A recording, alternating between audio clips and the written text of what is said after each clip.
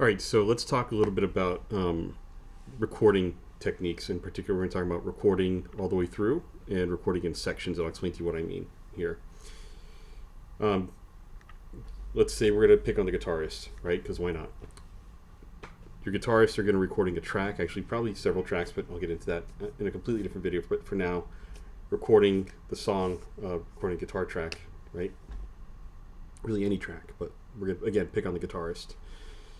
You're going to do multiple takes. I'm sure most people know what takes are. They're just your attempts at recording that particular song, right? Or parts of that song, which we'll see here in a little bit.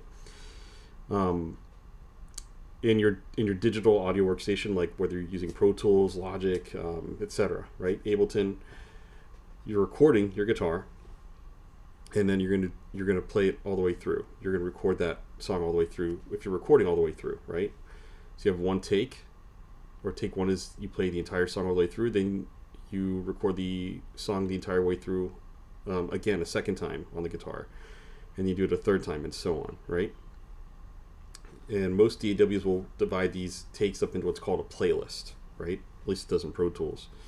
I think in an earlier DAW or Digital Audio Workstation, they called it a virtual track, if I remember correctly. But it's the same concept, right? Now there's also recording in sections. So let me go here with my cursor. Let's say you want to do the first verse, but instead of playing the song all the way through, you are going to record just the first verse on the guitar 3 times, right? Or as many times as you want, right? You're going to record it a bunch of times. I'm just using 3 here as an example. And you say, okay, I think I've got enough good takes here. I'm going to go on and record maybe the second verse here. I'm going to start recording here in the middle of the song and take 3 takes of the verse, right? So now you've done all the verses for the entire song. Then you do the same with the chorus. I'm going to do several takes of the chorus. And you're like, okay, I think I've got enough for the first chorus. And then you go to the part of your session, of your project, in your DAW, or in your DAW, as I like to call it. And you're going to go to that part where the second take is supposed to take place, and you record multiple takes there. And you say, okay, I got a bunch that I think are really good, right? And then you're going to take the best piece of each take. So there's pros and cons. Well, some people say there's pros and cons to recording all the way through versus recording in sections. Let me talk about those here, but let me talk about what comping a take is first. You're going to take the best of each take, or you're going to listen to each take and listen to which one has the best verse, like verse 1. You're like, hey, the first take, let's say, it doesn't matter if we're recording in sections or recording all the way through, in the first take, the first verse sounded the best out of all the other takes. In the second take, the second chorus sounded the best compared to all the other choruses in the other takes, and so on, right? That should be verse 2 here, actually. Let me fix that here. There we go. Fix it in production, or in post, or no, in production. And you say in take 3 had the best second verse and had the best second chorus. Now you're going to copy and paste these into your comp playlist, right? Playlist, think of it as another word for saying a take, right? And just using DAW terminology, right? So you're going to create a comp playlist, and you're going to take the best of each and move it on there, right? So the best verse 1 came out on the first take, which is on playlist 1, and so on. And we're going to put it on here, and so on. Chorus 2, the second, that should be chorus 1, sorry. Did I do this for the other ones too? Well, let's find out. No, I didn't. I just messed up there. Okay. We're going to say the first chorus in the second take was the best out of out of all the takes, so we're going to put it on here. So you're going to copy and paste them into this one single take, so you just press play on this playlist, on this comp playlist, and there you go, right? So what are the advantages and disadvantages? Now here, again, I'm only putting this on here because I used to record this way. I know some people who choose to record this way for aesthetic purposes, or it's an ethos, right? They say, no, you got to do it like it's live, and if you have little mistakes in terms of your articulation and nuance, that's okay. So the first reason why we might want to record all the way through, I don't really agree with this, but an engineer who I worked with, and he was also the house engineer, one of the house engineers, I want to say over at Interscope out in California, out in LA. for acoustic sessions, he liked recording all the way through. Why? You have multiple mics on your guitar. The acoustic guitarists are like moving like this. They're moving a little bit, and that slight change in positioning as they're playing, it's going to impact how the sound arrives at the microphone, right? Where microphones, they're like an airdropper. They just sample the sound in that little tiny, little space where the diaphragm is, right? So the size, an area the size of a quarter, right? And what it sounds like, maybe even a nickel, right? Smaller than that, smaller than a quarter. So these little, as they move and they play and they get into it, they move a little bit. So he liked recording all the way through, because you're going to get a slight change in tonal balance when you're moving the acoustic guitar back and forth, because you have microphones, right? Or any instrument where you're moving relative to a microphone, which really would be any really stringed instrument now that I think about it, right? That's an acoustic instrument. If you're playing all the way through, you remember your articulation, so you're kind of getting into the energy of the song at that particular point of the song, so you feel like you can get the energy just right. That's something I've heard. I don't really agree with that, because I used to record all the way through. You can always punch in also during problem spots, so maybe take 3 was your best take for the whole song, but maybe the chorus could have been done a little bit better, so maybe you'll just play the 3rd take all the way through, and then you'll hit the record button during that first chorus, right, where you feel like you could have done it a little bit better, as opposed to just copying and pasting it from another chorus, right, from one of the other takes where you record it all the way through. Cons. And I would say the cons here, at least my personal, experience and opinion, but it can be fatiguing. People tend to lose excitement, right? I personally do. I've talked to other engineers who've told me artists personally do as well. They're like, hey, what part of the song do I need to fix? So I have to record all these takes.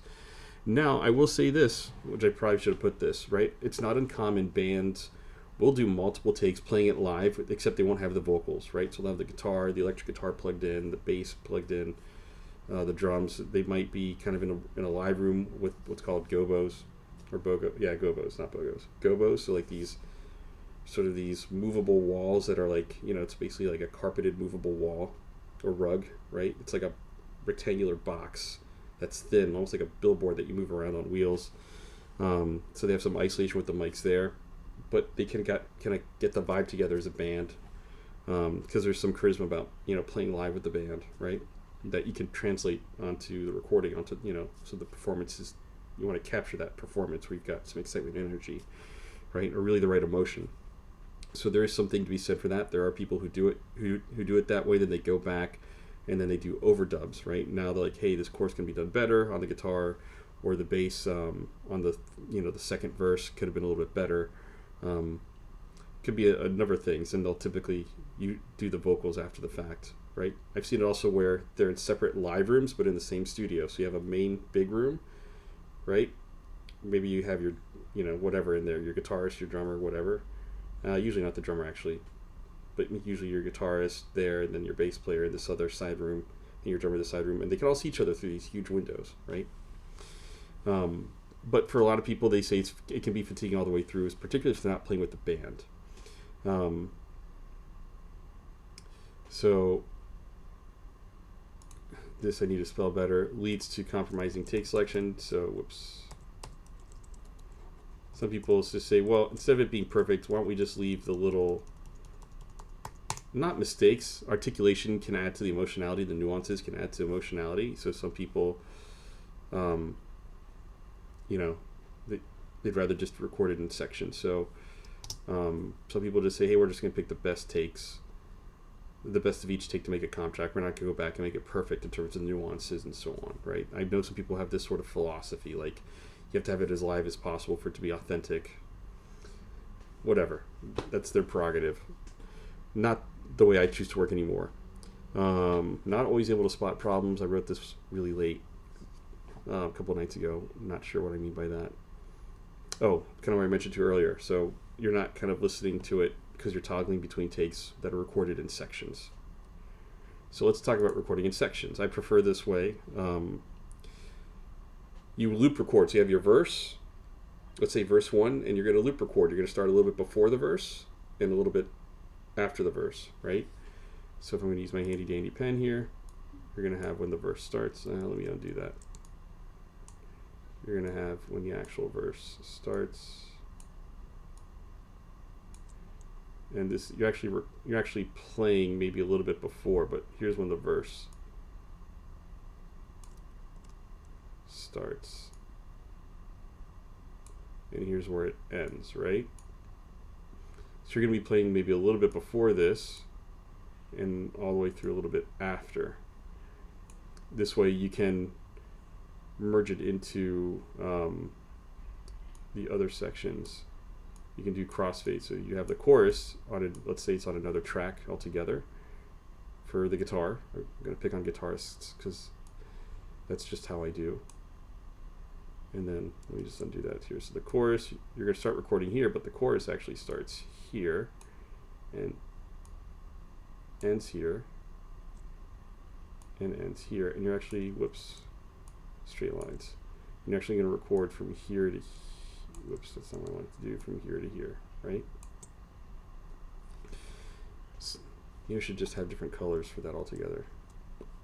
Let me just do that actually. So you're going to record from here to here.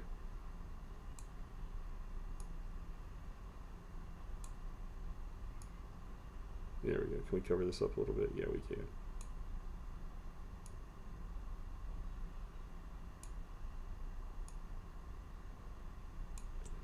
Anywho, so we're going to record a little bit before and a little bit after in the loop record, right? So you can pinpoint problems. You go back and you say, hey, I think these are really good takes. You go back and let's say you do, 7 guitar takes, right, for the first verse. You go back and you say, hey, take 2 is really good, but I also want to layer another take underneath it. And yeah, let me just record 2 or 3 more takes of that verse on the guitar, right, to get the articulation right. And there's a feeling of accomplishing something. So you can go back and say, hey, I just knocked out the first verse and I knocked out the second verse, and now I'm done with all the verses. Then you go to work on the chorus. See, there's a sense of progress, right? Versus having to figure out, hey, what do we need to punch in again? So from working with musicians, and a lot of producing, by the way, psychology. I'd say it's actually more like pure psychology. You don't want them to be fatigued. So again, it also depends on the artist. But it can be, at least I found it to be a little bit more time consuming because you're not having to sit down and make compromises when you have like a bunch of takes that were all the way in a row, and you're like, okay, we'll do that, and we'll just overdub this section, meaning we'll just replace this one section of this one take that was really good. Also, kind of like film acting, I think, because you're doing scenes, right, in sections, right? You have to remember what's the energy that this part of the song needs. So maybe in this part of the song, I'm just strumming chords and it's just kind of bland on purpose. And this other part of the song, I'm much more lively with how I'm strumming, right? To bring more charisma, more energy, more movement, more maybe a little bit more dynamic to that particular part of to make that part of the song sound more spirited. When you're playing all the way through, you kind of know what the energy needs to be at that particular time, right?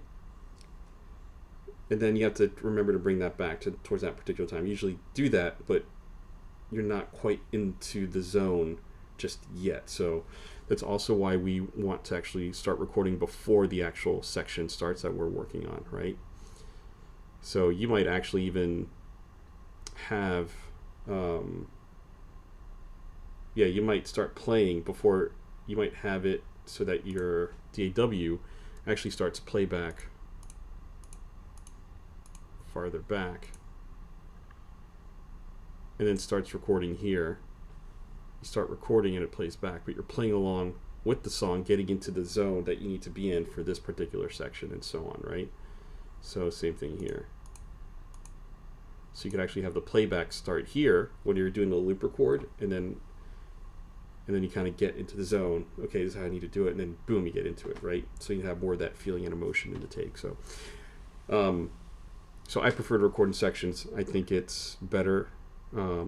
Artists feel like they've accomplished something sooner rather than later. And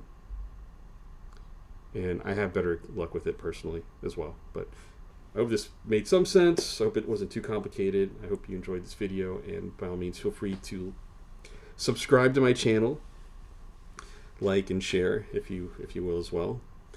And I will see you in the next video.